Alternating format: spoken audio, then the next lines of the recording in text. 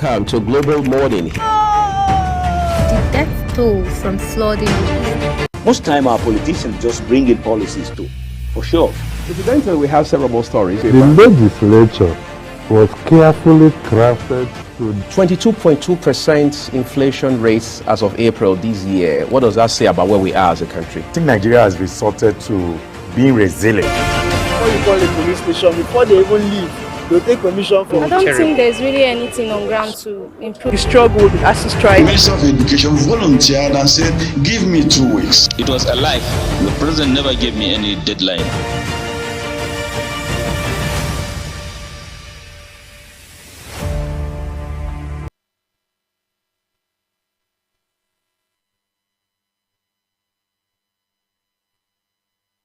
It's a great morning. Thank you everyone for joining us here on Global Television. This is Global Morning, Monday's edition. I am Uyag Mofwegbe. Interestingly, is the start of a new week. Of course, business-wise, no doubt about that. We also believe that you had a great weekend.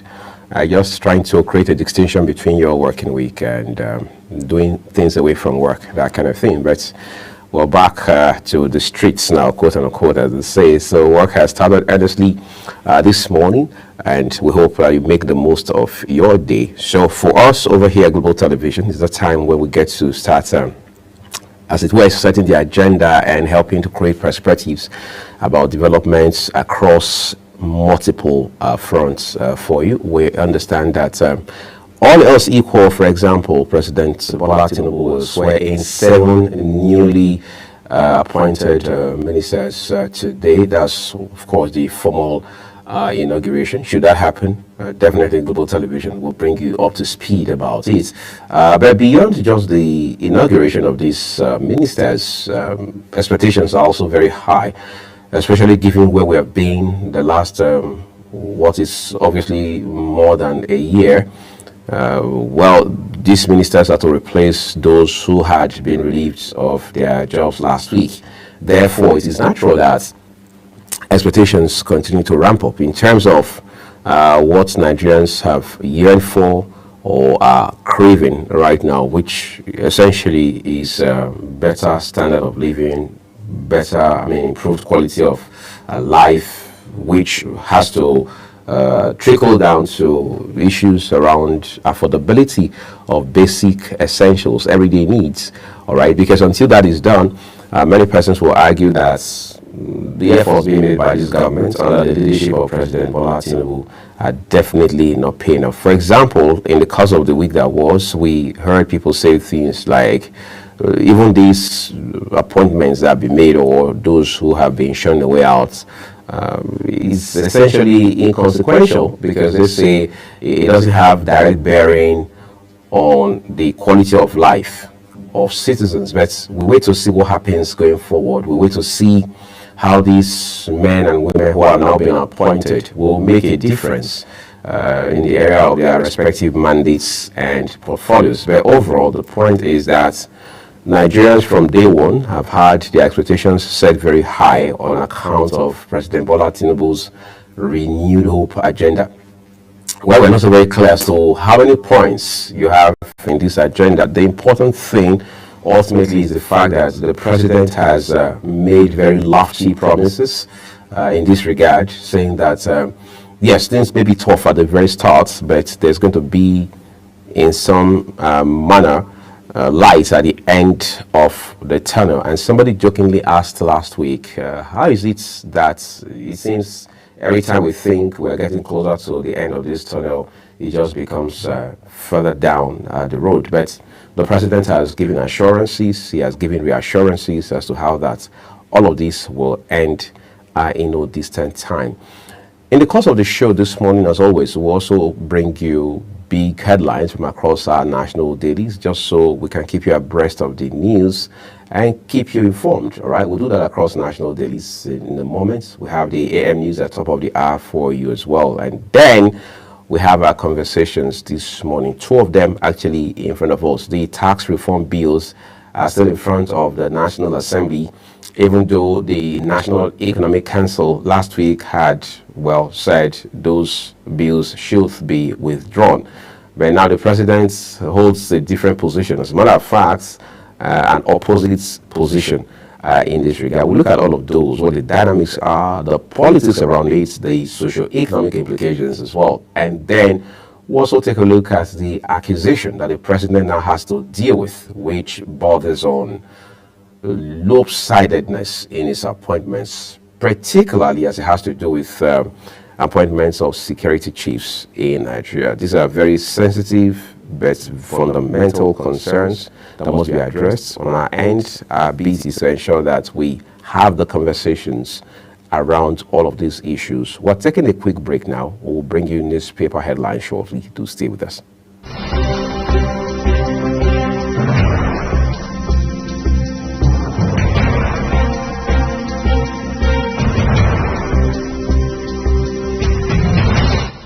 Global Morning is your ultimate destination for engaging political and economic matters. I am Uyi Agmofwebe. And don't forget to include social discussions. Tune in every weekdays from 7 a.m. to 10 a.m. I am Queen Agaba. For insightful breakfast ideas, business summaries, sports highlights, international and local news perspective, I am Anthony Momodu. Don't miss the in-depth analysis of current and political issues by the Global Morning team and experts. I am Jumai Manson. Catch Global Morning here on Global Television. Getting on the action. I am Edikan Michael. We are the Global Morning team.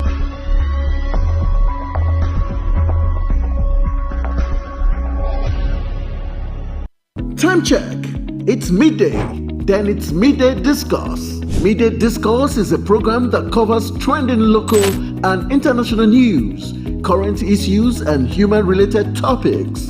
Join Samuel Odi weekdays 1 p.m. on Global Television. The discussion starts here.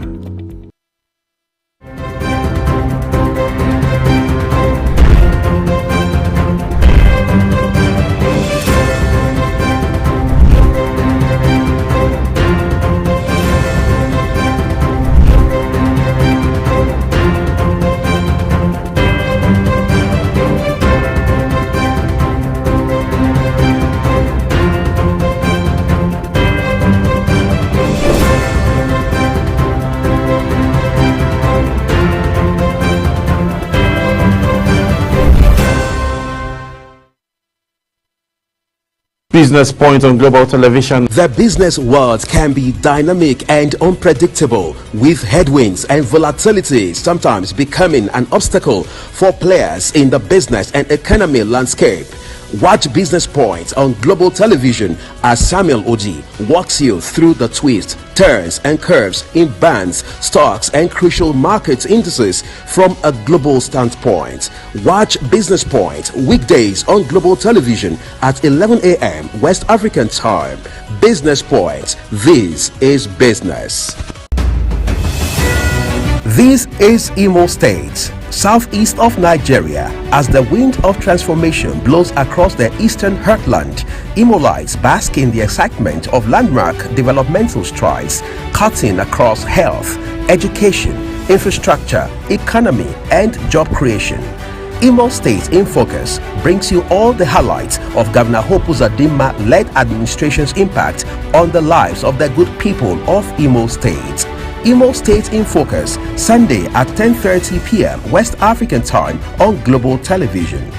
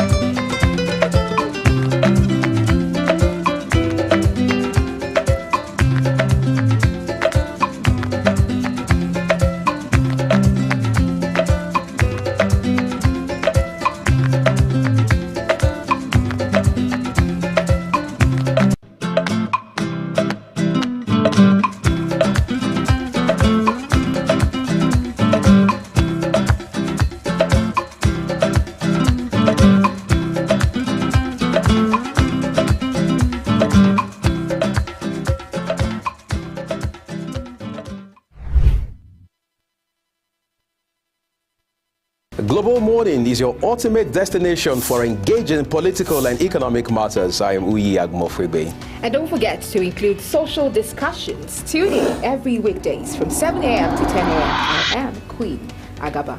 For insightful breakfast ideas, business summaries, sports highlights, international and local news perspective, I am Anthony Momodu. Don't miss the in-depth analysis of current and political issues by the Global Morning team and experts. I am Jumai Manson. Catch Global Morning here on Global Television.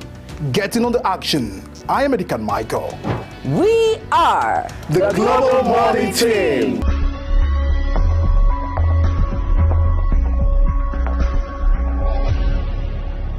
Time check. It's midday. Then it's Midday Discourse. Midday Discourse is a program that covers trending local and international news, current issues, and human-related topics. Join Samuel Odi weekdays 1 p.m. on Global Television. The discussion starts here.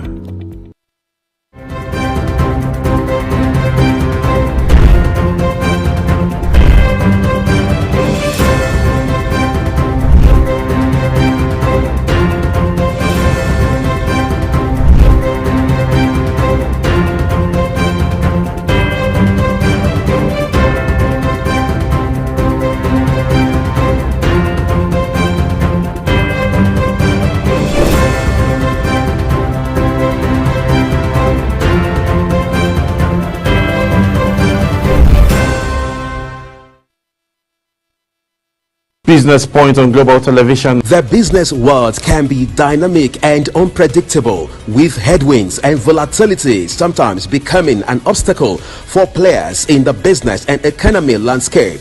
Watch Business Point on Global Television as Samuel Odi walks you through the twists, turns and curves in bands, stocks and crucial market indices from a global standpoint.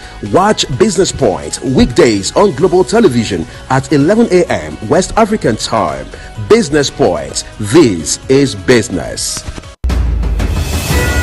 This is Imo State, southeast of Nigeria. As the wind of transformation blows across the eastern heartland, Imolites bask in the excitement of landmark developmental strides, cutting across health, education, infrastructure, economy, and job creation. Imo State in Focus brings you all the highlights of Governor Hope Uzodinma-led administration's impact on the lives of the good people of Imo State. Imo State in Focus, Sunday at 10:30 p.m. West African time on Global Television.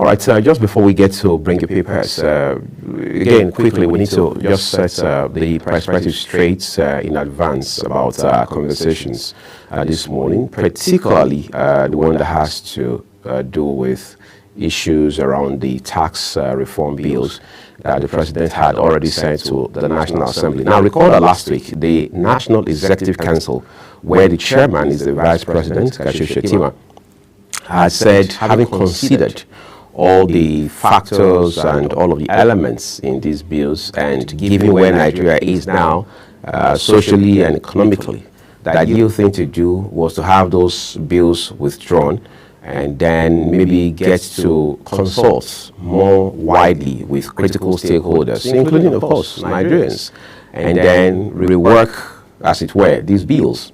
And one would have thought that was the end of it. However, it will appear that that statement in itself was not better than an advisory note because by the weekend, the president has said, look, there's no need to withdraw these bills, not just because they are already in front of the parliament, but basically on account of the fact that the bills have not been passed, all right? Therefore, if anybody, whether an individual or a corporate entity, for example, or even an institution or a political party has a contribution to make to these bills as they currently are, they are free to do that. All they have to do is send their proposal to the National Assembly also.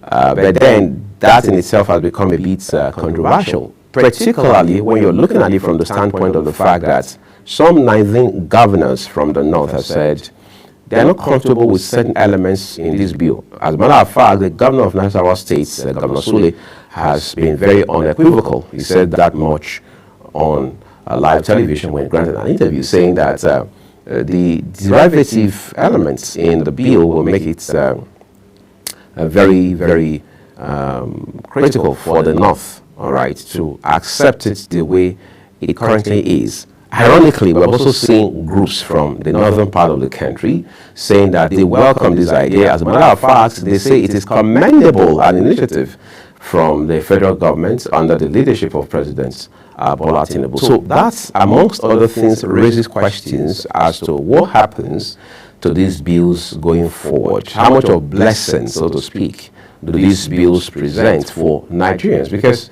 that probably is the broken link in all of this. Whether or not we're even having the conversation around what citizens stand to benefit from these bills as against what politically exposed people, those who are in the corridors of power, expect to glean from it. So if the president has done this from a good place, in good faith, as they say in law, if the intention is noble and it's designed to serve the overall interests of Nigerians, then why should we fight it? Conversely, if the president had maybe an oversight, probably there were elements in the bills that he hadn't seen, he didn't take into cognizance, and then an opposition political party gets to see it, the National Executive Council finds it out, or somehow these facts just emerge, it means that we must also have the humility and patriotism to go back to say we need to rework these bills and then maybe send them back. But whatever it is, the decisions reached and actions taken must be seen to be the ones that will serve, not just in principle, but in practice, the interests of citizens, because that's what it should be. Recall that before now there had also been concerns around the luxury goods tax, whether or not the issue of communication tax or digital tax should be what we're discussing at this point in time, seeing that Nigerians are hungry, the hardship is real for tens of millions of citizens and all of that. All right, so at the end of the day, the government tells you that the goal is to expand our tax net in such a way that we can get in more tax. After all, many persons would even argue, beyond those in government, that there are countries that do not have natural resources as we know it. Therefore, how do they keep running? How do they stay afloat, so to speak? All right, they have to rely on taxes for the most part, from Europe to Asia to the Americas. It is the same thing. Even countries that are so abundantly blessed with natural resources still largely rely on taxes to be able to drive growth and development. So why should Nigeria be different? But again, that has its own concerns, because we have always had very teething issues regarding our tax system in this country. We've talked about tax evasion, we've talked about outright tax avoidance in Nigeria. We're seeing people who have deliberately avoided taxes. We're seeing tax management regime in this country that really hasn't worked, all right, in such a way that it will drive meaningful developments, especially in the area of infrastructure. But now that we hear that, okay, well, ultimately there's going to be a national revenue service as against having FIRS, which is the Federal Inland Revenue Service, having all of the revenue collection or collecting agencies across the country. Why don't we synchronize? Why don't we have a centralized system that collects revenues on behalf of the government instead of having it so decentralized and broken into bits? All right. Some people also say what will happen is by the time the National Revenue Service eventually comes on stream, because by the way, that has to be ratified by the National Assembly. It means they'll have to work hand in hand with the state revenue services in such a way that there will be some sort of synergy. But in all, it means that our tax net needs to be broadened. Nigeria must collect more taxes. Nigeria must be able to bring those in the informal sector into the tax net. It's not going to be a walk in the park. Therefore, the systems and the structures must be put in place. And it is to that end that governments will argue that those systems and structures are already in the works right now. But again, this is going to be a long night because Parliament has not passed these bills just yet, especially given the controversies that now surround them. The second issue we're looking at is the one around allegations of lopsidedness in appointments by President Bola Tinubu. Of course, as expected, the presidency has come out to say that, look, if there's anything to even say regarding appointments of security chiefs in Nigeria, the North, nobody is more favored than the North, right? That's the position of the presidency. Again, the special advisor to President Bola Tinubu on information and strategy, Bayo Onanuga, had also said this much on X just this last weekend. But why don't we take a minute to ask ourselves what exactly are the concerns of the North when it has to do with appointments of service chiefs? Because there must be a basis for having these arguments. And those who are speaking from the North are saying that this argument is not only factual, it is 100% valid. We'll look at both sides of the coin in the course of the program this morning. Let's take another quick break, everyone. We're back shortly.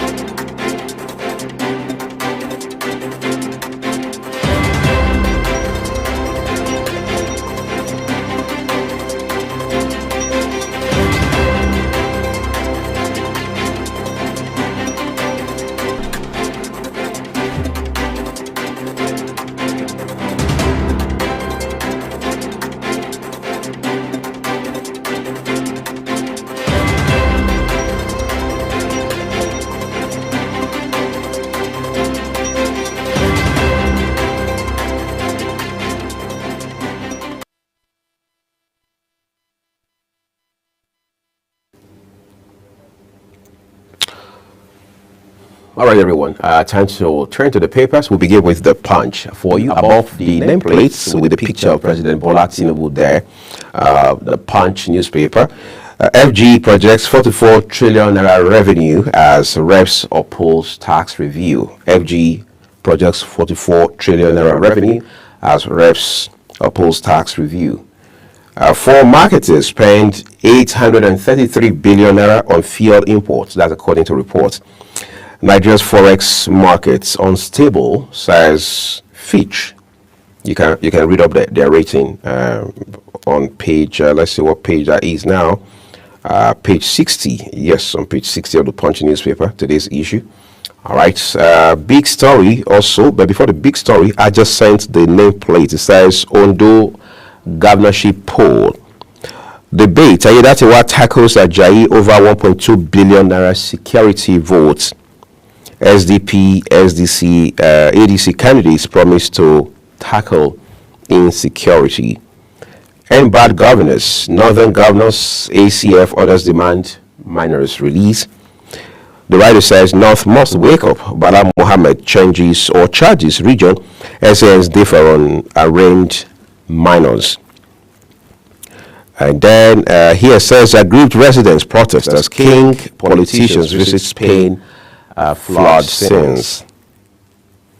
U.S. election, Harris Trump in final push for votes. Of course, tomorrow is a big day across the U.S.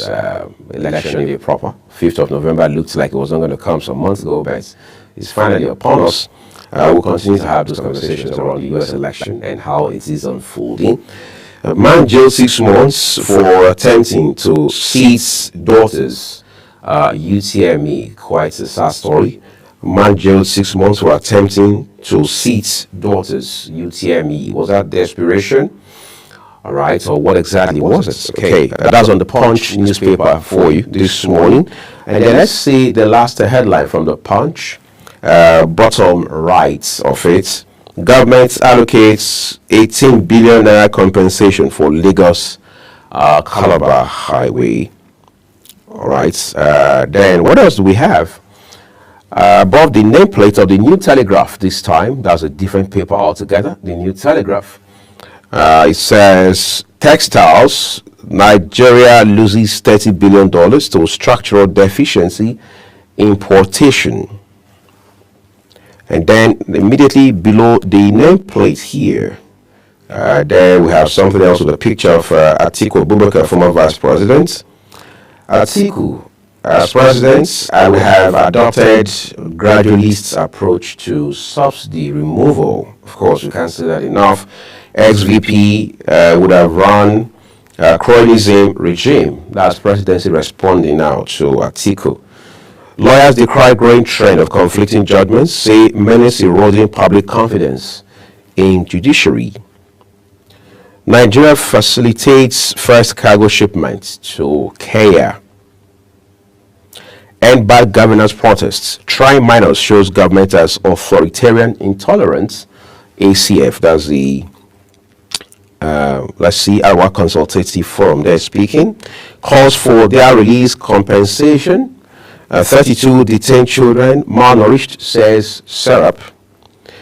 UTME court jails fake prof for impersonation.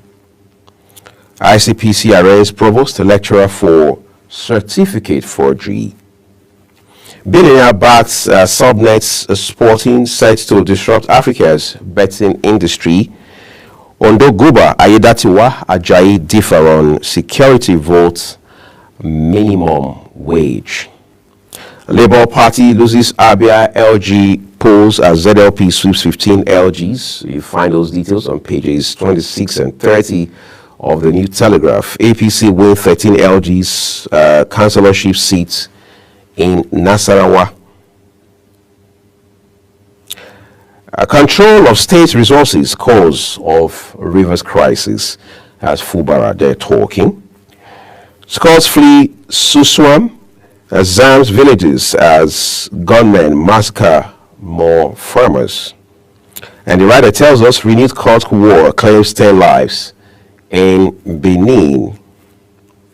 You recall it was just at about this time last year too that this court war in Benin City started, and at a point those in that city lost count of how many lives had been lost. In one day, for instance, 6 lives were recorded to have been lost, and by some accounts the figure was probably higher than that. But then it just again points to the concern around when will court clashes in Benin City and across the states end. But let's look at the last headline from the New Telegraph for you this morning. It says low sugar intake in utero early childhood can reduce chronic disease risk. That's according to study. Of course, you've got to watch your sugar intake. That much has to be said time and again. But let's turn to this day newspaper quickly for you this morning. We'll begin with the star story on the front page of this day newspaper. Atiku, FG should adopt my manifesto. At presidency, Nigeria would have deteriorated under you. And then above that big story on the front page of this day newspaper, it says, world on edge as U.S. presidential election holds tomorrow. Two riders accompany that headline. How candidates stand on immigration, reproductive rights, others. Outcome of poll to determine major global events, of course. That goes without saying. Dangote refinery to oil marketers. Any imported petrol cheaper than ours is substandard. That's a big claim. But then you can read it up on page 8 of this day newspaper. All right. What's more now, the World Bank projects oil glut in 2025, foresees price drop to $73 per barrel. Okay, but for a country like Nigeria that hinges its revenue or budgeting on oil, it means there should be some concern if oil will sell for $73 per barrel according to World Bank projection in 2025. But that shouldn't stop us from flipping over now to the Daily Independent newspaper. All right, above the nameplates, control of state resources, cause of rivers political crisis. That's according to Governor Fubara there. All right, what more do we have from Daily Independent? Editors Conference, Shetima, Diri, Bagudu, Idris, Ribadu, Nasima leads discussion on economy security. Then the Star Story says, with aggressive expansion, Nigerian banks beat economic headwinds. The writer tells us on course to double their profits at year-end. More headlines from the Daily Independent today. Sarab gives Tinubu 48 hours to free malnourished minors, other protesters. In this regard, we understand that the Attorney General of the Federation, who is also the Minister of Justice, had requested just last week the case files of these minors, and it is believed that the police authorities have already obliged the Office of the Attorney General, because the Office of the AGF says there are issues they are interested in and they would like to look at them. But add to that the fact that pressure is now being mounted on government to free these minors, regardless of the nuances and all of the narratives we've seen flying from different corners. Tinubu swears in new ministers today. Sanu Nasu suspends strike as FG agrees to pay withheld salaries. Did it have to take this long? Did it have to result in industrial action? Just asking for a neighbor, as they say on social media. But we should do better as a country. We don't have to go this far before we do what is right. If the government knew it was ultimately going to pay the withheld salaries, or at least agree to pay and even make part payment to Sanu, to Nasu, for example, why did we have to resort to wait until the unions resorted to industrial action? Then, of course, money had been lost. Some persons had been denied certain critical services and things like this. All right. Police arrest 113 foreigners, 17 Nigerians over cyber crimes that threaten national security. We understand that quite a number of non-Nigerians are involved in these syndicates, and then they got arrested just this last weekend. But then we have the big story for you on the front page of the Daily Independent this morning. What I would have done differently if I were president, by Atiku.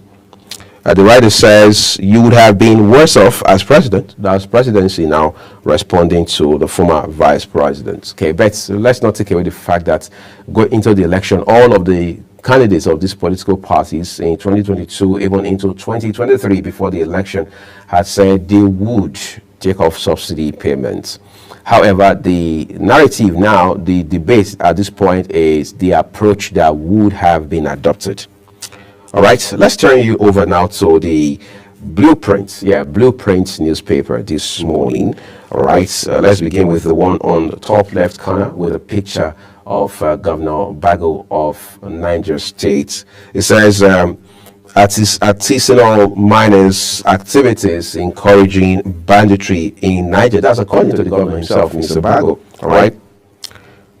What's more, states FCT IGR rose to 2.43 trillion naira 2023. That's according to the National Bureau of Statistics, coming to you from the Blueprint. Yes, the Blueprint newspaper this morning.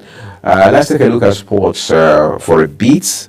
Lookman avenges Osimhen's humiliation, sings Napoli.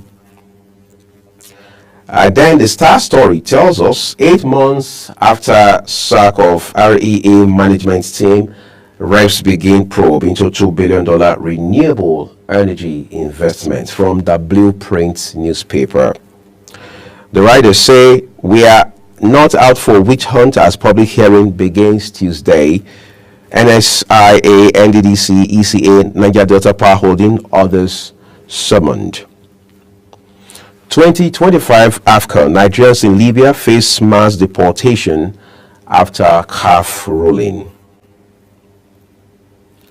And then NGE conference, that's Nigerian Guild of Editors Conference, Shetima Diri Idris Ribadu lead discussions on economy security. What's the writer here? Says Amuka Oshoba Obaiguna orders to address media challenges. And then you take it down a little here, you find a few more headlines, about 3 of them there at the foot of the Blueprint newspaper this morning. But why don't we also take a look at another paper, which is the Nigerian News Direct. Okay, let's see what the direct headlines are from the front page of the Nigerian News Direct. We begin from the one above the nameplate. NASU SANU suspends strike layout conditions. You can find those details for yourself on what page now? On page 21 of the Nigerian News Direct, right? What I would have done differently. Atiku slams Tinubu's economic policy, offers alternative solution. With 3 writers here, says trial and error approach will only lead to more hardship. Once overkill reforms will lead to business collapse, proposes $10 billion economic stimulus fund for MSMEs.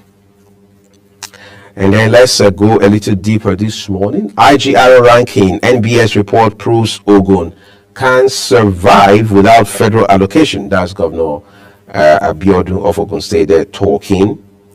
48-hour ultimatum, release hungry, malnourished children or the protesters, Serap tells Tinubu.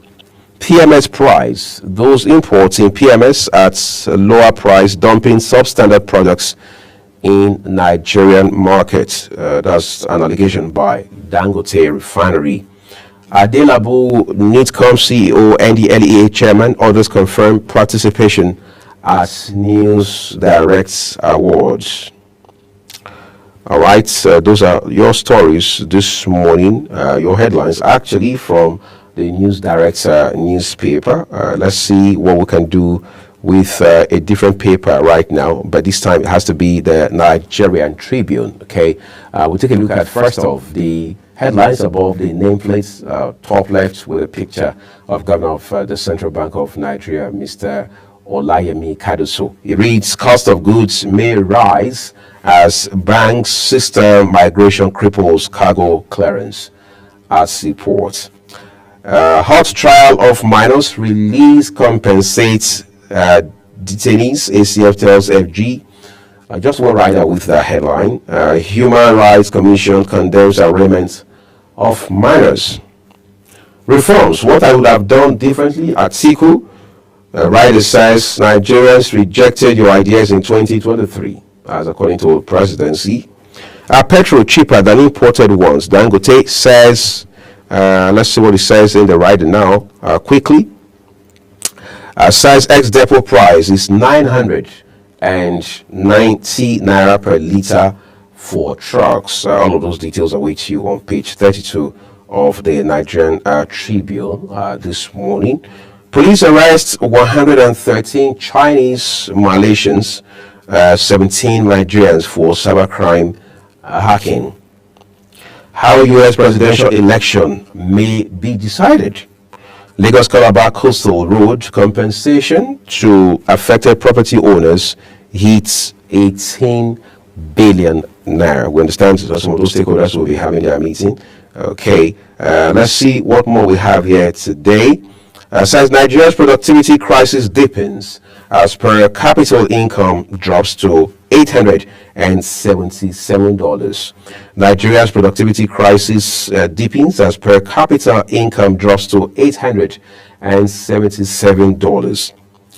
Two riders accompany that headline. $7 productivity per hour below Gabon's $26, Botswana's $21, and Egypt's $20. Poor economic leadership hinders growth productivity. This is quite a saddening story. I mean, how do you compare $7, for example, to 26, which is what we hear is the case with Gabon, and 21 with Botswana, and Egypt's is 20. All right, means we just have to do better as a nation.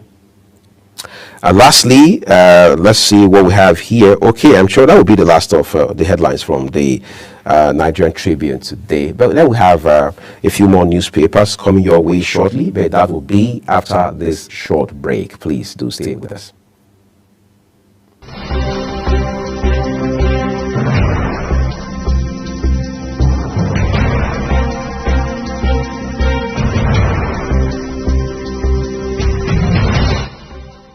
Global Morning is your ultimate destination for engaging political and economic matters. I am Uyi Agmofwebe. And don't forget to include social discussions. Tune in every weekdays from 7 a.m. to 10 a.m. I am Queen Agaba. For insightful breakfast ideas, business summaries, sports highlights, international and local news perspective, I am Anthony Momodu. Don't miss the in-depth analysis of current and political issues by the Global Morning team and experts. I am Jumai Manson. Catch Global Morning here on Global Television. Getting on the action. I am Edikan Michael.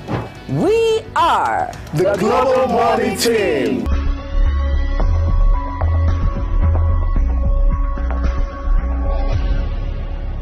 Time check. It's midday. Then it's Midday Discourse. Midday Discourse is a program that covers trending local and international news, current issues, and human-related topics. Join Samuel Odi weekdays 1 p.m. on Global Television. The discussion starts here.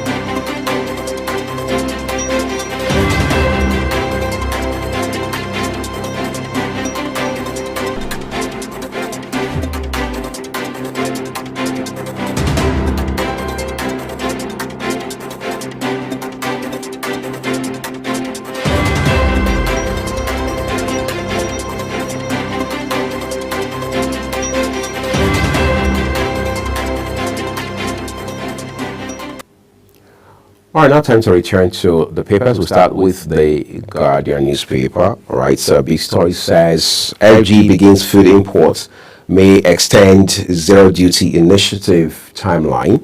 Those details are on page 6 of the Guardian newspaper today. What more do we have? Hardship. APC slams Makinde. INPI backs Tinubu as Atiku offers alternative path. Resource control, real reason for Rivers political crisis, says Fubara. And then on the left side, right corner actually on the front page of the Guardian newspaper, Nigeria, 8 ECOWAS countries sign high seas treaty. Dangote, are petrol cheaper than imported ones? Those stories, those details are on page 2 of the Guardian newspaper today. Lagos Calabar Highway, FG to pay 18 billion naira compensation in 10 days.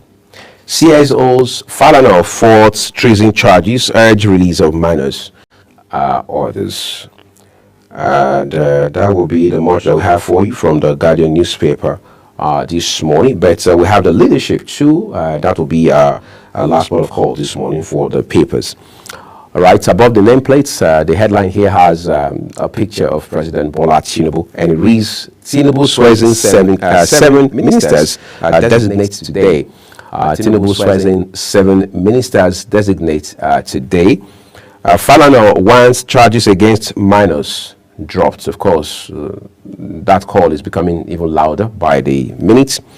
All right, Customs facilitates first shipment to Kenya. That's in light of the African Free Trade Area Agreement. All right. ANEC, Shetima Diri others lead discussion on economy security. 2 months after, NYC core members yet to get 77,000 naira allowance. 2 writers accompany this story here. Results to side jobs say current 33,000 naira alawi not sustainable. Organizations reduce core members' working days. Is the right thing to do? We have to be, bring a bit of humanitarian factors to these issues. Then on the right side of the leadership paper this morning, LP fails to win any LG seats in Abia. That has become a talking point, particularly this entire weekend. How that you have a Labour Party government in Abia State. Of course, Dr. Alex Oti is of the Labour Party's talk, is the governor of the state. And then it turns out that the Labour Party doesn't win a single seat in that state. Instead, what do you have? You have 15 seats going to the Zenith Labour Party. Yes, not the Labour Party, the Zenith Labour Party. And then you have 2 seats going to the YPP, that's the Young People's Party. Of course, as is always with politics and politicians, we're now hearing that there's a pretty good chance that there had been some understanding between Governor Alex Oti and the leadership of the Zenith Labour Party in such a way that he is not ignorant of one of the things that have played out so far. That seems to make some sense when you realize that there has been factions of the Labour Party recently. You have the Abure faction, then you have the Peter Obi faction. As it stands right now, it is the Peter Obi faction that had actually tapped former minister in this country, former Minister of Finance, Nenadi Usman, to lead some sort of, in interim capacity, the faction that is loyal to Peter Obi and Alex Oti, while Barrister Abure has said that he could suspend Peter Obi and, of course, people like Alex Oti if they continue on this path. But like other political parties, particularly the People's Democratic Party, the Labour Party also has its own fair share of trouble internally it has to deal with. But we'll keep our fingers crossed and see what happens with other local government elections that will be conducted in this country in the next couple of weeks. But the big one in front of us right now that seems very immediate is the governorship election in Ondo State. We have Kikelama Okeri on the ground there, and Global Television will continue to bring you beat by beat analysis of the developments on the ground right there. And then on the big day, which is 16th of November, just next week Saturday, we'll open our studios live for you and just make sure we follow the development all the way until election results are announced by the Independent National Electoral Commission. And that's all we have for you on the papers today. We'll take a quick break now to pave way for the Global AM News, after which we will bring you our conversations on Global Morning. Do stay with us, everyone.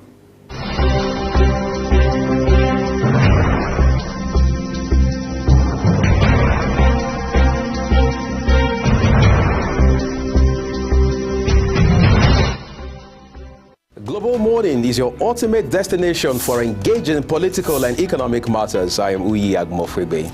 And don't forget to include social discussions. Tune in every weekdays from 7 a.m. to 10 a.m. I am Queen Agaba. For insightful breakfast ideas, business summaries, sports highlights, international and local news perspective, I am Anthony Momodu. Don't miss the in-depth analysis of current and political issues by the Global Morning team and experts. I am Jumai Manson. Catch Global Morning here on Global Television. Getting on the action. I am Edikan Michael. We are the Global Morning team.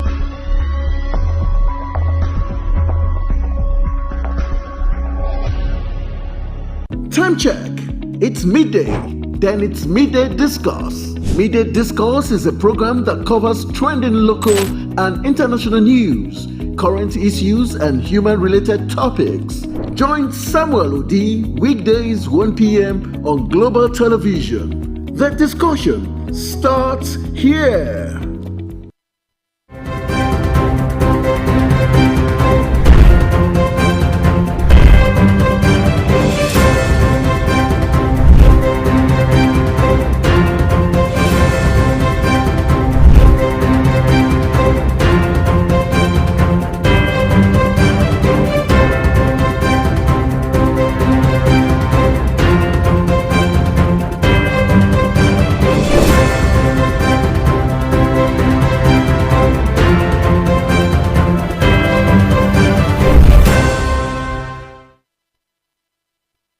Business Point on Global Television. The business world can be dynamic and unpredictable, with headwinds and volatility sometimes becoming an obstacle for players in the business and economy landscape. Watch Business Point on Global Television as Samuel Odi walks you through the twists, turns and curves in bonds, stocks and crucial market indices from a global standpoint. Watch Business Point weekdays on Global Television at 11 a.m. West African time. Business Point. This is business.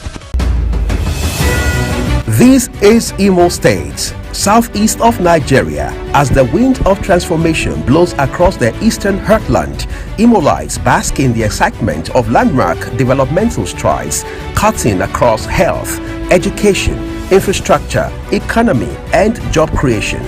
Imo State in Focus brings you all the highlights of Governor Hope Uzodinma-led administration's impact on the lives of the good people of Imo State.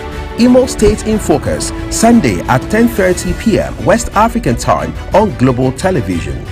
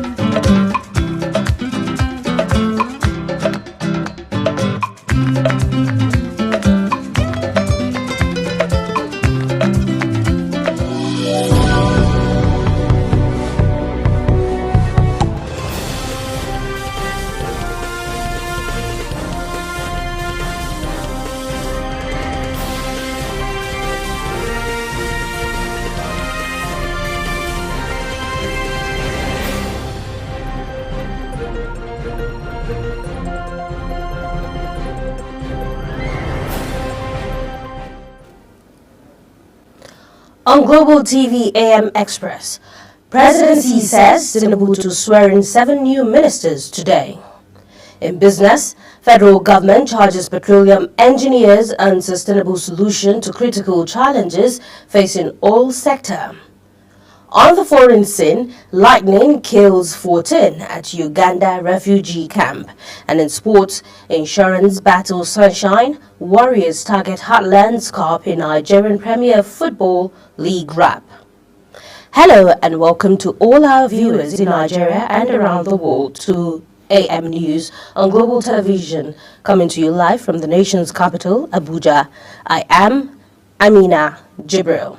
A quick reminder that Global Television is on DSTV channel 365 and free to air on Nigecomsat.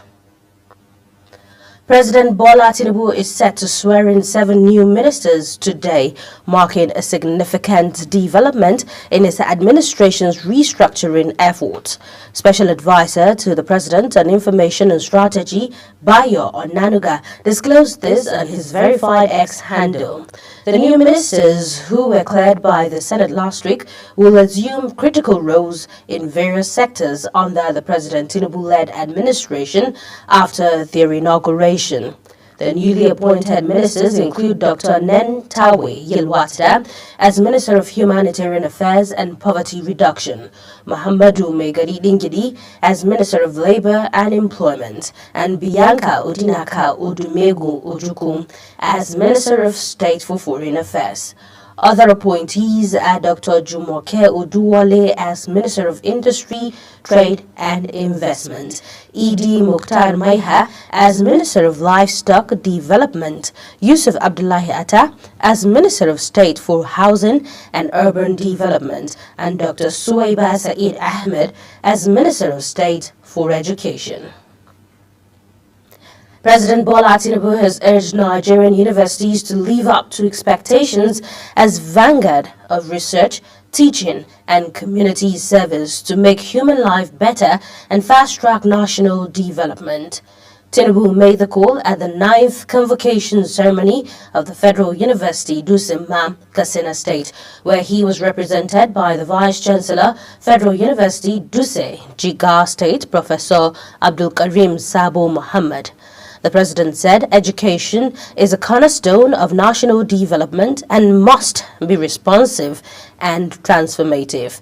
The president also urged students to take advantage of the Student Loan Scheme initiated to support their education pursuit. And the House of Representatives Committee on Renewable Energy has invited stakeholders to an investigative hearing on the $2 billion renewable energy grants and investments in Nigeria. The committee stated that the investment has not had a proportional impact on the nation's energy security challenges. A statement issued by the committee chairman, Victor Gene, says the probe will cover the period from 2015 to 2024. In July 2024, President Bola Tinubu disclosed at the African Natural Resource and Energy Investment Summit in Nigeria that the nation had attracted over $2 billion of investment in the sector in the past decade.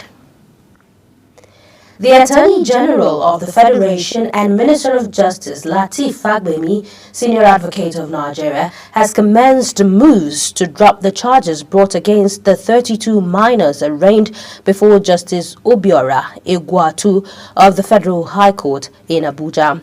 Hours after the arraignment, the nation's chief law officer disclosed in a statement his interest in taking over the matter from the Inspector General of Police, noting that there are issues his office would like to review.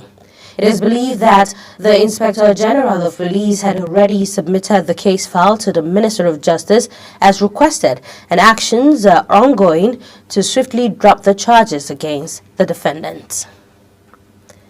As the November 16th gubernatorial elections in Ondo State draws closer, members of the Ebira community in the state have endorsed Governor Lucky Aiyedatiwa as their preferred candidate. Governor Usman Ododo of Kogi State, who led the gathering of Ebira indigenes in Owo, spoke passionately on behalf of the community, drumming support for Governor Aiyedatiwa. Kikelomo Okere completes the report. It is a carnival-like atmosphere at our community as the campaign tour of Governor Lucky Orimisan Ayedatiwa, candidate of All Progressive Congress, touched the campaign ground.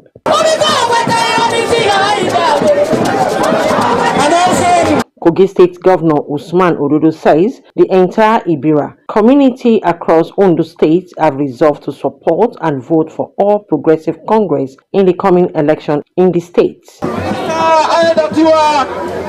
all know him. He has been tested and can be trusted. We want continuity. We want consolidation. And he has started very, very well. My brother, I want to tell you that the Ebira community, the Igala community, and the Oku community in Ondo State, they are 100% behind you. In his response, Governor Ayedatiwa expressed gratitude for the community's support and praised President Bola Ahmed Tinubu's commitment to Ondo State economic development. He also commended Governor Ododo for his exemplary leadership. Reflecting on the APC primary election in Ondo State, which Governor Ododo chaired, Governor Ayedatiwa expressed confidence in a fair and transparent electoral process in November 16th. Let me also tell you, Alhaji Usman, that even before Mr. President became the president of this country about 2 years ago, he has always shown interest in the political and economic development of Ondo State. At every governorship election since I met him in 2012, he has always been interested in who becomes the governor of Ondo State, so that he can contribute and give his support to the economic development of the state. The Deputy Governor of Ondo State, Dr. Olaide Adelami, whose local government hosted the rally, thanked Governor Ododo for his love for Ayedatiwa and the APC. Kikelomo Okere, Global Television News. Governor Lucky Ayedatiwa has assured residents of Akoko Northeast that if elected, his administration will redouble effort to prioritize the welfare of every citizen in Ondo State. The governor, alongside his deputy and running mate, Dr. Olaide Adelami, made this known when they visited Akoko Northeast local government area of the state. Again, here is Kikelomo Okere with the rest of the story. It is a moment of jubilation and excitement in Iborokpa, Akonu, and Ikare Akoko Northeast as the campaign tour of Governor Lucky Orimisan Ayedatiwa, candidate of All Progressive Congress in November 16th governorship election in Ondo State, touched Akoko Northeast local government.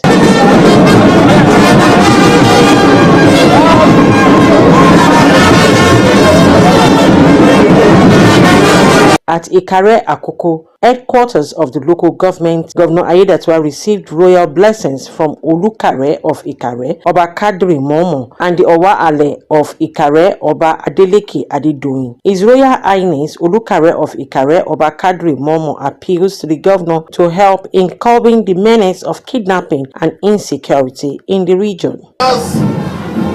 In this terrain, I want to crave your indulgence to chronicle few of our challenges. We have said them before and we will not be tired of repeating them. Mr. Governor, this is not the first time you are coming to us. In the extreme buffer point there, making Kogi, we have the greatest challenge there is kidnapping. Insecurity, and mostly there are people coming from Abuja or from other axes from the east through Kogi. Usually they are kidnapped. The people look around, they are just by the military and police checking points. Kidnappers look around there to cause mayhem. And we'll be happy if you can look into that aspect. Governor Aiyedatiwa highlighted the overwhelming support from the communities as a testament to the positive impact his administration has made in Ondo State. Governor Aiyedatiwa expressed gratitude for the warm reception and royal blessings. The governor assures that the request made by the royal fathers will be granted and incorporated into the 2025 budget, stressing the government's responsibility to ensure equitable development across the state. Same language. It is a case of all of them, as if they have discussed, they have agreed with one mind that the election, the governorship election for November 16, 2024, the votes will be given to my party, APC. That is the voice of the traditional rulers, the voice of the chiefs, the voice of the women and all the youth. During the tour, Honorable Stephen Olamija, a former House of Representative member for Akoko North-East, North-West Federal Constituency, Lekan Bada, former chairman Akoko North-East and candidate of the People's Democratic Party in the last House of Reps by election in the constituency, and another notable PDP leader, Momo Mufu, also known as Akmongon, defected to APC and were received into the party by the governor. Kike Lomo Okeri, Global Television News. The federal government has released funds to settle outstanding salaries owed to members of the Non-Academic Staff Union of Federal Universities and pay benefits to retirees under the Nigerian Union of Pensioners Contributory Pension Scheme.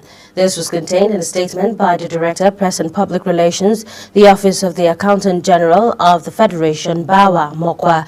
He confirmed that payments to NASU members have commenced, with many already confirming receipt. And the Nigerian Correctional Service has denied reports that juvenile #End Bad Governance protests defendants were detained in adult custodial facilities at the Kuje Custodial Center in Abuja, following the arraignment of 76 individuals in connection with the protest. Justice Obiora Egwatu ordered that underage defendants be placed in a borstal facility while adults would be remanded in standard cells until their bail conditions were met. The spokesman of the Correctional Service, Umar Abubakar, in a statement clarified that reports of the service detaining the minors in adult facility were misleading and assured that the service adheres to strict standards when managing juvenile offenders. Minister of Works David Omahi has stated that the first phase of the Lagos-Calabar Coastal Highway would be ready for commissioning by May 29, 2025. The Minister of Works stated this when he led the Federal Ministry of Works, members of House of Representatives and the Senate House Committee on Works to inspect some sections of the ongoing Lagos-Calabar Coastal Road project stretching along 8 states.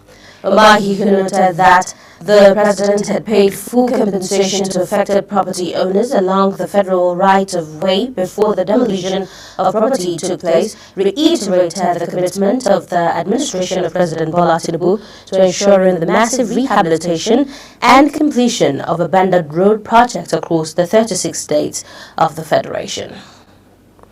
And the Chief of Defense Staff, General Christopher Musa, has called on the military high command to work as a team to secure the country peacefully. The defense chief made the call during the formal taking over ceremony of the newly appointed acting Chief of Army Staff, Major General Olufemi Oluyede in Abuja. Samuel Odi reports. General Musa noted it is unprecedented to have an acting Chief of Army Staff when there is a substantive Chief of Army Staff, who unfortunately is indisposed, noting that Major General Oluyede will be acting until the President, Commander-in-Chief of the Armed Forces, decides otherwise. In the interim, based on the powers conferred on the President, Commander-in-Chief of the Armed Forces, he has decided and directed and appointed an acting Chief of Army Staff with the full powers and responsibilities of the Chief of Army Staff until the President decides otherwise.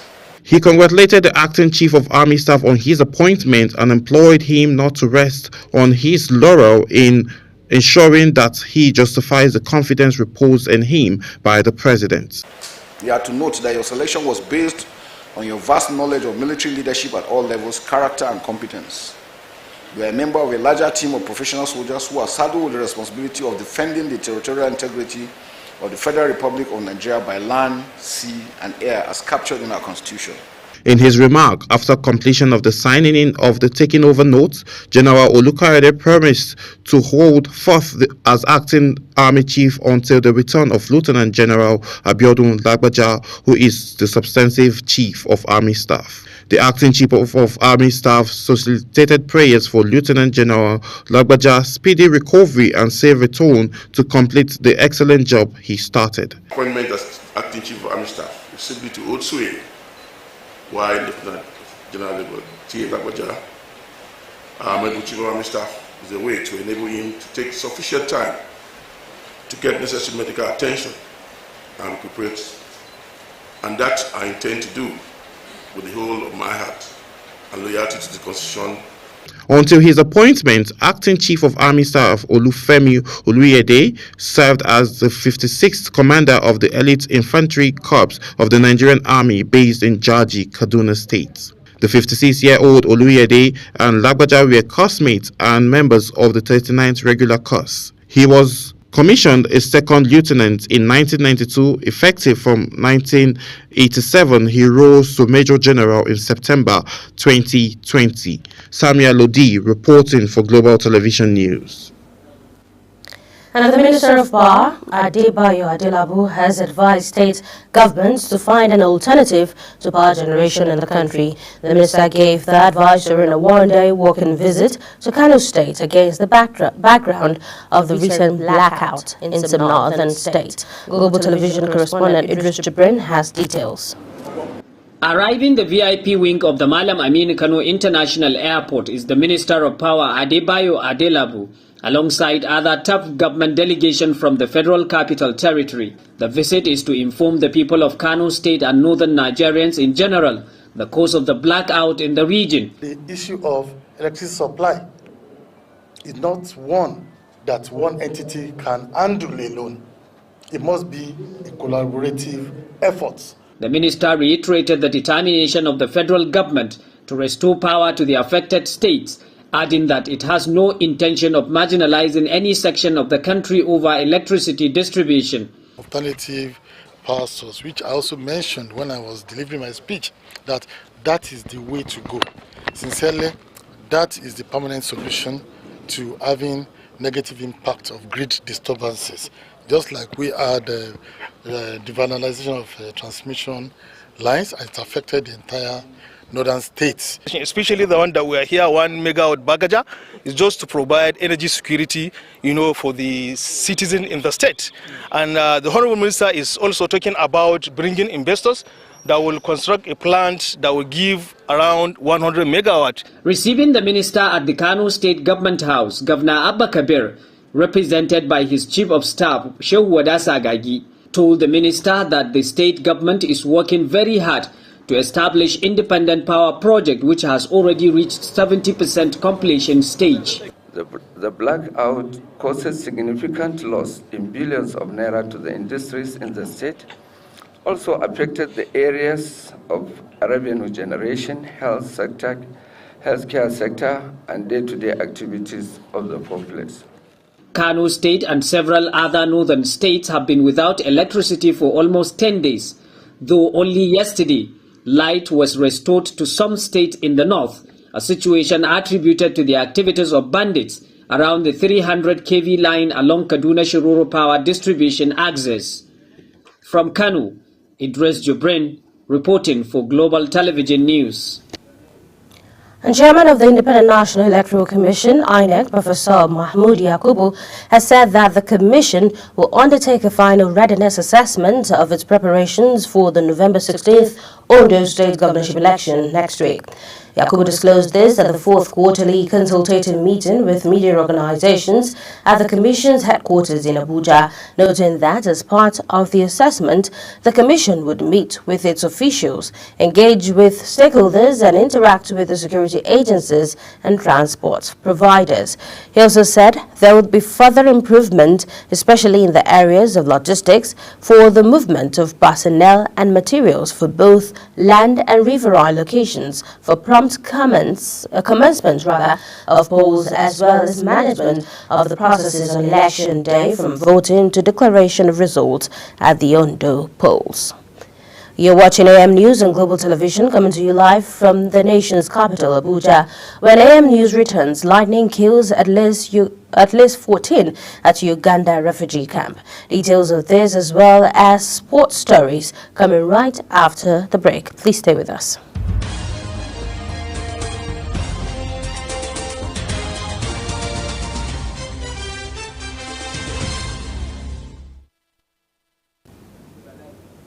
And now in business news, the federal government has charged petroleum engineers to devise a sustainable solution to critical challenges facing the oil sector, which includes low productivity, oil theft, and pipeline vandalism.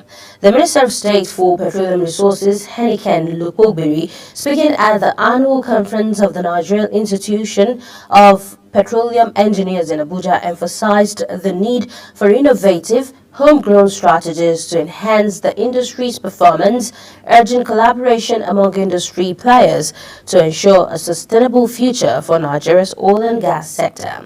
Represented by the Director Upstream Ministry of Petroleum Resources, Kamoru Busari, the minister emphasized the need for sustainable solutions in Nigeria's petroleum sector, as he highlighted the importance of balancing economic growth, energy security, and environmental sustainability amid global energy transitions.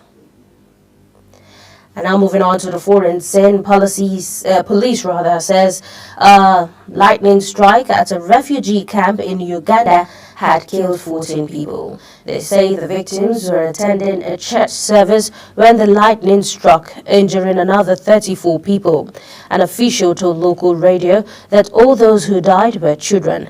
The incident occurred at Palabek refugee settlement in the northwest of the country, an area that has recently seen heavy rains with thunder and lightning. According to the United Nations Refugee Agency, Palabek refugee settlement is home to more than 80,000 refugees and asylum seekers, many of whom are from neighboring South Sudan. Barely a few days to the United States presidential election, Americans living in settlements in the Israeli-occupied West Bank seek Donald Trump's second term, as recent polls show that a majority of Israelis dream of the days when the former president inhabited the White House. Trump prioritized Israel during his previous term, moving the American embassy to Jerusalem, recognizing Israeli sovereignty over the occupied Golan Heights and helping to normalize ties between Israel and several Arab states under the so-called Abraham Accords. Now, many Israelis believe Trump will offer yet more support as the country battles Iran-backed militant groups in Gaza and Lebanon, as well as Iran itself. In a different development, the United States has announced the deployment of additional military assets to the Middle East. The deployment includes ballistic missile defense destroyers and long-range B-52 bomber aircraft, 7 as a warning to Iran as it and Israel trade tit-for-tat strikes. Pentagon spokesman Major General Pat Ryder said in a statement that should Iran, its partners or its proxies use the moment to target American personnel or interest in the region, the United States will take every measure necessary to defend its people. Ukraine says Kyiv has come under heavy drone attack overnight as fresh explosions were heard in the capital and other regions were struck. President Volodymyr Zelensky said, unfortunately, the attack by Russian drones caused damage and casualties in various districts of Kyiv. He stated that the constant terrorist attacks on Ukrainian cities prove that the pressure on Russia and its accomplices is not enough. And former British Business Secretary Kemi Badenoch has emerged as the new leader of the Conservative Party, defeating Robert Jenrick in the final round of voting. Badenoch, raised in Nigeria, is the first black woman to lead a major political party in the United Kingdom and takes over a Conservative Party reeling from its worst ever election defeat. She takes over from Rishi Sunak as leader of the opposition after winning 53,806 votes against 41,388 for Jenrick, in a result announced by the party on Saturday morning.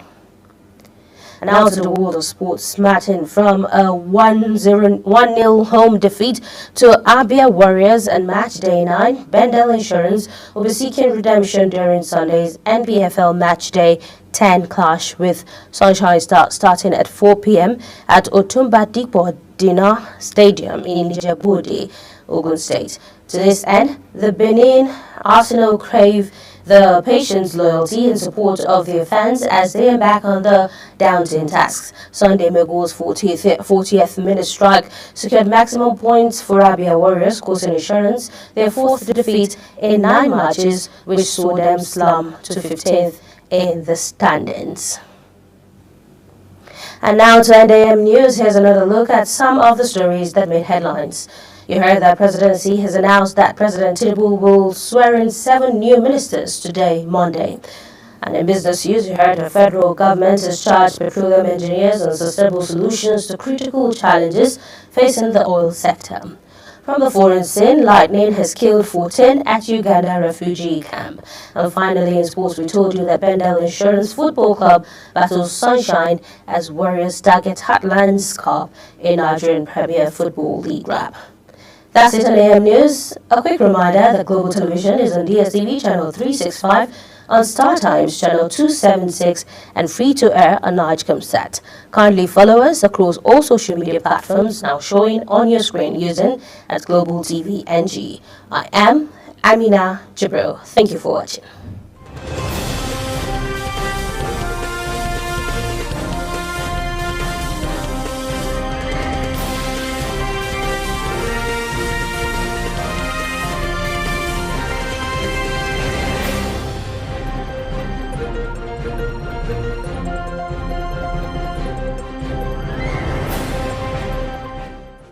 Global Morning is your ultimate destination for engaging political and economic matters. I am Uyi Agmofwebe.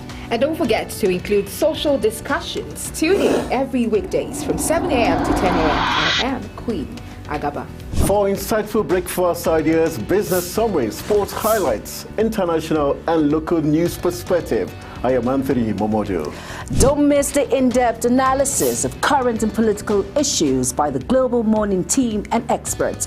I am Jumai Manson. Catch Global Morning here on Global Television, getting on the action. I am Edikan Michael. We are the Global Morning team.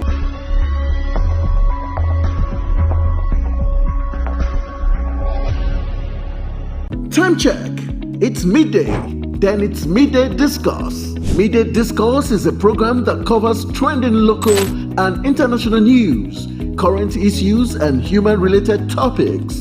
Join Samuel Odi weekdays 1 p.m. on Global Television. The discussion starts here.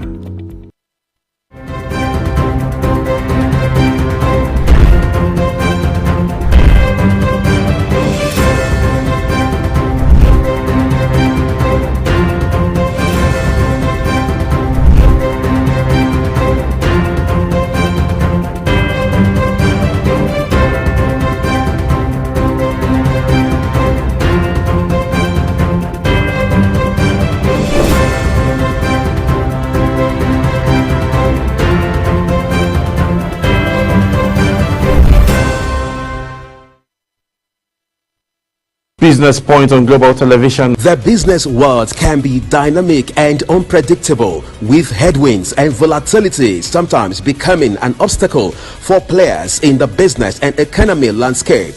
Watch Business Point on Global Television as Samuel Oji walks you through the twists, turns and curves in bonds, stocks and crucial market indices from a global standpoint.